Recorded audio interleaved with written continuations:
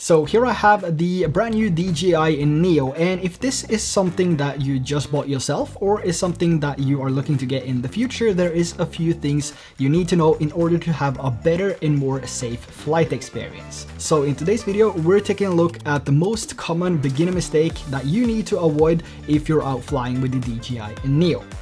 The first one is hand landing, and this is also the biggest selling point when it comes to this drone. It's made to be easy to take off and land using only your hand, but there is one thing which is important to know, which is that this only weighs 135 grams, which is extremely light, and also the lightest drone that DJI currently sells. And because the drone is so small, it can easily bounce off your hand and fall to the ground. Another factor that adds a greater risk to this happening is also wind. Even though DJI makes some of the best and most capable consumer drones when it comes to flying in windy conditions, the DJI Neo has that weight of 135 grams, which is both good and bad. The low weight means that it's an easy choice for traveling, as it barely adds any weight to your setup. And because you can fly this without a controller, you basically only need the drone to record your videos, which is amazing on its own. But the biggest issue is also weight when it comes to flying in windy conditions. Even though it has a level 4 wind resistance and can fly in winds up to 8 meters a second, it can be really challenging to hand land the drone or to land the drone in general. So here I'm out flying with a wind speed of 15 meters a second, and it had no issues flying in these types of winds when using the automated features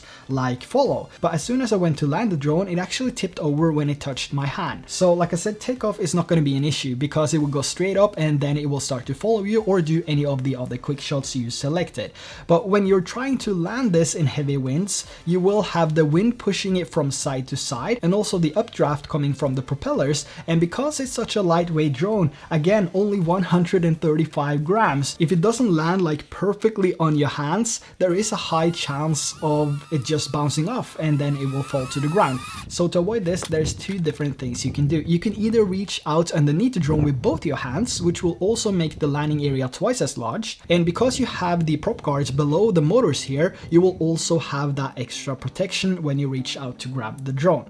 And the second way of doing it is that you can just pull out your phone and open the DJI Fly app, and then you can connect your phone to the DJI Neo here, and then you can manually fly the drone. And both of these options will be much safer than trying to, look cool in front of your friends, trying to, hand catch this in a storm. So yeah, I would probably prefer either of these two options if you're flying this in high winds. It's going to be much more safe, and you will also prevent the risk of damaging the drone itself. Now, when you're out having a great time, let's say you do some quick shots, maybe a drone, maybe a rocket, or maybe you just want to finish the day with the perfect quick shots of them all, which is called helix. A common beginner mistake here is when you get a new drone, it's overwhelming, especially if this is your first drone. So you see all these different automated features and you just want to test all the features at once. So it's easy to forget about the surroundings. And suddenly, you stand below a tree staring at your drone because it's stuck in a tree. So the DJI Neo does not have obstacle avoidance sensors, so there's no front sensors, there's no back sensors, there's no sensors going upwards or downwards. This only has position sensors for landing, hovering, and takeoff. So no matter how excited you might be to fly this, it's really important that you pay attention to the surroundings before you use features like quick shots or follow. And it might be better to do some testing first, maybe in an open field, just see how far 4 meters are, 6 meters, 10 meters, and so on before you actually take the full advantage of these features. And of course, it's gonna be extremely boring just sitting there in the open, testing all the features and just see how it looks and just, watch the drone fly around you. But in my opinion, it's better to do the practice first, otherwise you might regret this later. Another thing is when you have the drone following you, you can also have it connected to the DJI Fly app and use the live feed on your phone to see how it flies.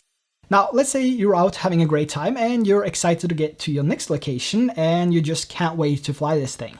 But when you get there, you realize that there's no storage left, maybe like a minute or so. And the sun is about to go down and you feel like the whole world is falling together.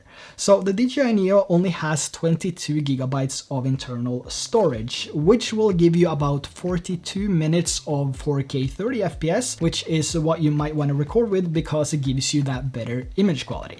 But 42 minutes alone might not be enough if you're on a week's trip and you just want to capture as much footage as possible. Maybe you have some deadlines here and there, maybe just, you know, you don't have time to go back and dump the files all the time. So when you're out on a trip and you're in between locations of where you want to record some videos, you can actually transfer the footage using quick transfer when you connect the DJI Neo to the DJI Fly app. So as you drive from one location to another, you can actually just transfer the files. So when you get there, you will have another 42 minutes to record with instead of wasting time on transferring the files on the location, which in worst case will make you miss the shot. And talking about missing the shots, it's really easy to rush things when you get your first drone, especially the first couple of weeks, and maybe you only have one battery as well, so time is of the essence and there might be so many things you just want to capture at once. But when you get back home and you take a look at the shots, you see that the shots are either looking too close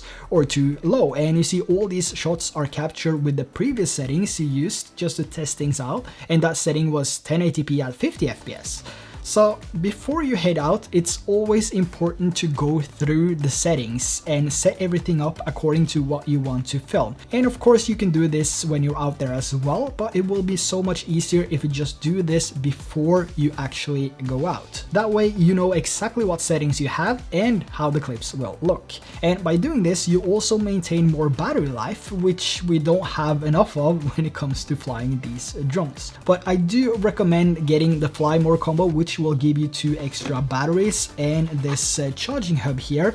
And this is DJI's first charging hub that will charge all the 3 batteries at the same time, which is amazing. So I highly recommend getting the Fly More combo, which will also include the DJI RC-N3 controller to make the footage coming from this looking a little bit better because you have more control. But I have a separate video on that, so make sure to check that out in the description below. So there you have the most common mistakes and how to easily avoid them by following these simple steps. So make sure to save this video for later and also share it with friends and family that might be interested in getting the DJI Neo, and also do me a favor and hit that subscribe and like button. That would be greatly appreciated. I'm also curious to know your favorite feature on the DJI Neo, if you already have it, or if this is something you will end up buying later. Let me know in the comments below. So that's everything for today's video. Thanks for watching, and I'll see you next one.